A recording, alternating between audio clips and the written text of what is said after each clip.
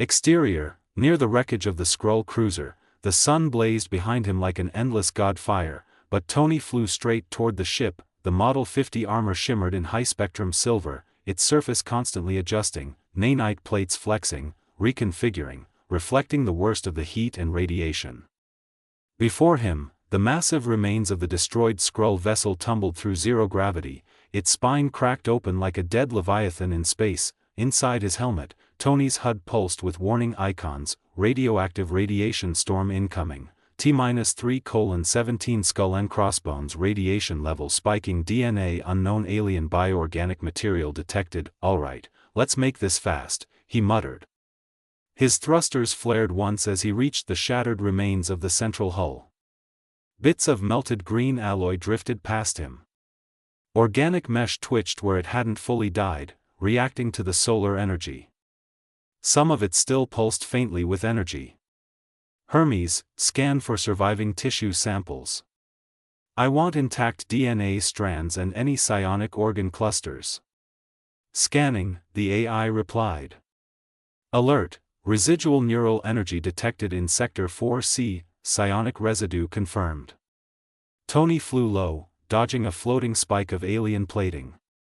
His left arm shifted, nanites forming into a molecular scalpel. He cut a section of membrane from a twitching growth node. The node hissed briefly, then died. Yeah. There's a first time for everything. Never thought it'd be alien autopsy, Tony muttered, storing the sample in a contamination storage formed by his nanites. The box then got attached to his waist. Hermes, full environmental wipe on the container. No cross-contamination. He then released a swarm of nanites. Collect as many samples as possible. Confirmed. Next, Tony approached what had once been the command nexus of the Skrull cruiser. Blackened bone-like structures framed the chamber, and shattered control columns stuck out at odd angles. Instead of wires or data screens, the ship had used a blend of tactile nerve threads and psionic interfaces. Interesting tech. Almost organic. He landed with a soft magnetic click inside the wreck. This tech isn't dead. Just brain dead, he murmured, crouching beside a curved node that blinked faintly. His right hand morphed into a drill tendril interface. He pushed it into the psionic root bundle. Begin extraction. Language. Memory fragments. System design. I want everything. The HUD lit up. Skrull neural interface compatible beginning translation, downloading technical architecture cloaking arrays, infiltration drone patterns, psionic signal boosters on neural suppression fields encrypted data found EST download time, 0:47 seconds, good enough, Tony muttered, glancing at the timer for the solar storm. Radioactive T-2 to 12 back on Starfire, Sue's voice cracked through his comm, Tony, the radiation just doubled.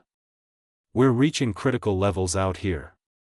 Tell me something I don't know, he replied, sweat starting to build under the helmet as the solar intensity pounded the armor. The Model 50 was still holding. Another alert ping. Secondary core found, Skrull energy drive component detected, fusion psionic hybrid condition, stable extraction risk, moderate. Yeah, I'm not leaving that behind, Tony said, floating toward a glowing green mass half melded into a ruined power spine. He extended his gauntlet, and the nanites morphed into a containment pod. He ripped it free. The second he did, the wreckage groaned. What was left of the internal systems began to destabilize. Guys?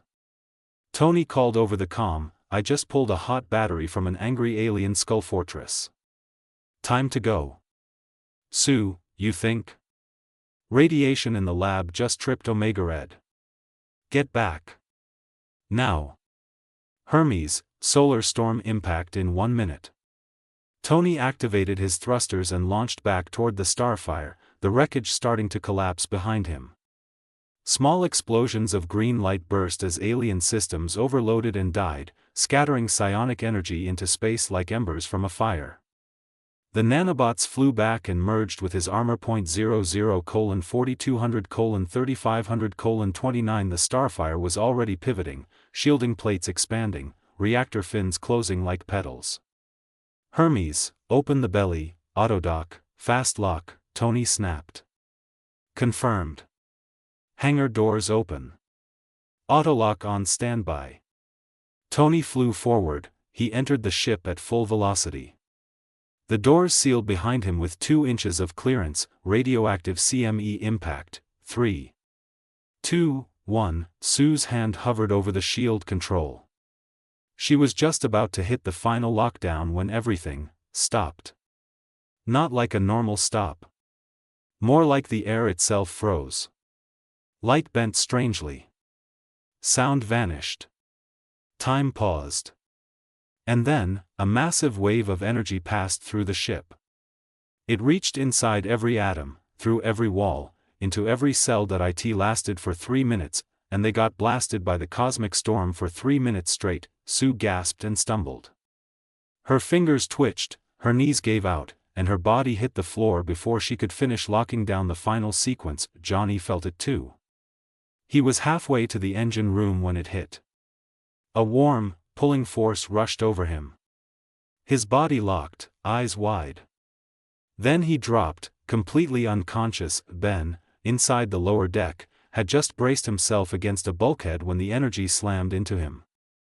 His eyes rolled back. He collapsed like a stone. Even Tony, who had just landed, didn't have the time to react. The mind stone in his head pulsed, and he dropped instantly. Everything went quiet. Med bay, hours later, beeping. Faint and rhythmic, Tony opened his eyes slowly. The lights above him were soft. Everything hurt, but not in the usual way. It was like his body had been rewired. His chest felt heavy, but his mind felt clearer. He sat up. Next to him, Johnny groaned and rolled over. Sue was lying on the bed beside him, eyes fluttering open. Ben was on the far side of the room, one leg over the side of his med pod, looking confused. Elena stood at the center of the room. Calm. Watching them, Tony cleared his throat. His voice was rough. Elena, what happened? You were all knocked out by the cosmic storm, she said. Systems went offline for 8 minutes. Emergency shielding engaged. I brought you all here. Tony swung his legs off the bed. System status? Everything is stable, Elena replied. No damage. No core disruptions. Ship functions at 100%, and I collected enough cosmic energy as per the program in case of an emergency. Johnny sat up slowly, rubbing his head. That didn't feel like any storm I've ever been through. Sue leaned forward. It was inside us. Not just outside. I felt it move through me. Ben said nothing. He just stared at his hands, clenching them slowly, testing his grip. Tony looked down at his own fingers. His skin shimmered slightly in the light. Just for a moment. Then it stopped. Elena, he said, his voice lower, run full diagnostics. On all of us. Yes, boss, she said, already tapping into the med system. Elena stood motionless as holographic scans rotated around her, displaying layered body diagnostics of each crew member: Tony, Susan, Johnny, and Ben. The med bay lights flickered in soft white pulses, syncing with the biometric monitors. In the air above the beds, transparent 3D body maps spun slowly, showing internal systems, neural patterns, blood cell behavior, and faint traces of something new. Diagnostics complete, Elena said, her voice calm but focused. All vitals are within optimal range. Heart rate, neural activity, bone density, muscular regeneration, all stable. Tony furrowed his brow, tapping on the edge of his floating vitals. You're not seeing any mutations? No genetic drift? Elena shook her head once. There are faint traces of cosmic energy residue in your bloodstreams. It's embedded at a cellular level, but it's not destabilizing. There are no side effects. No decay. No cellular breakdown. If anything, your systems are performing slightly better than before. Tony stared at the data. Johnny blinked. Wait. Are you saying we just got hit by a solar nuke and came out, buffed? Sue sat forward. This energy shouldn't have integrated with us. Our bodies should have rejected it, or we should have died, Ben finished, still watching his hands like they weren't entirely his. But we didn't. Tony stood slowly. His joints didn't ache. His head wasn't throbbing. The Mind Stone was quiet. Not dormant, but no longer hurting. This is it. Elena, he said, as he deactivated the main screen. The nanites in his body began to work. Shifting in his eyes. Run a parallel test. Compare my neurosync patterns from 24 hours ago to now. Put it in my private display. Elena brought up the scans, side by side. Tony's brainwave maps pulsed. The older one was erratic, too much neural activity, spiking around the Mind Stone interface. Overload. Nerve degeneration, but now, the new one was smooth. Stable, controlled. Tony looked at Sue and gave her a nod. Perfect evolution? Sue said in a low voice. I think so. We are all touched by the cosmic radiation. We've all changed, but how? I've no idea. We need to stay under the quarantine till we figure out what changed, he said while clenching his fingers. Johnny cracked his knuckles. Okay. Not saying I'm against a cosmic power-up, but what does this mean? Long-term? Elena answered. Unknown.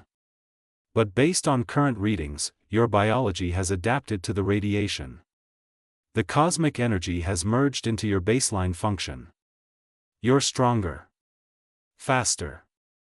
And from a cellular standpoint, more durable. Tony turned to Ben. How do you feel? Ben flexed one arm. Like I could punch a moon in half. Johnny leaned back and grinned. That's our baseline now. Moon punches? Tony looked at the room. One by one, he made eye contact with each of them. Okay. Sorry for putting you all in danger. But to stop the Skrull invasion, it was necessary. Yeah, I know you all have many questions, and I promise to explain everything. But right now, we should go home before more Skrull ships show up. You owe us like 6 crates of beer, Johnny said with a little chuckle. And I'll take one of your mecha. Done, Tony said. Dang. Johnny punched his fist on his palm. If I knew you'd say yes, I'd have asked for 2 mechs. Tony then turned to Elena. Set coordinates for Earth. Activate FTL. Elena responded instantly. FTL charging. Estimated jump window, 45 seconds. Johnny stood and stretched. Well, I'm not complaining about getting home early. But what do we tell the world? Hey, we flew too close to the sun and now we glow a little in the dark. Tony looked at him. We'll give them what they want to hear and keep the cosmic radiation storm a secret. We need to know the full extent of what we've become. Then we'll take it from there. One step at a time.